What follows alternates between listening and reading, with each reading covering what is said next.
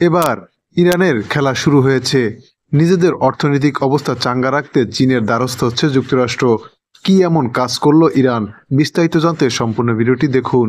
তেল পরিবহনের গুরুত্বপূর্ণ সামুদ্রিক পথ হরমুজ প্রণালী খোলা রাখতে ইরানকে চাপ দেওয়ার অনুরোধ জানিয়েছে যুক্তরাষ্ট্র।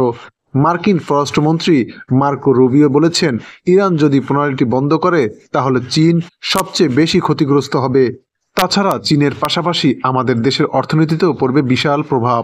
আজ রবিবার সংবাদ মাধ্যম সিবিএস নিউজের ফেস দ্য নেশন অনুষ্ঠানে রুবিও বলেন, ইরান যদি হরমুজ প্রণালী বন্ধ করে তাহলে সবার আগে চীন সরকারের ক্ষুব্ধ হওয়া উচিত, কারণ তাদের অনেক তেল এখান থেকেই আসে।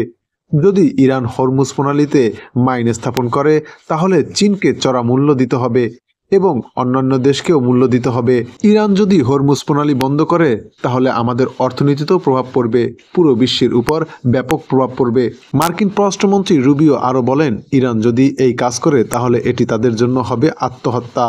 মার্কিন পররাষ্ট্রমন্ত্রীর দাবি, ইরান হরমুজ প্রণালী বন্ধ করলে এর বিরুদ্ধে পাল্টা ব্যবস্থা নেওয়ার সক্ষমতা রয়েছে যুক্তরাষ্ট্রের কাছে।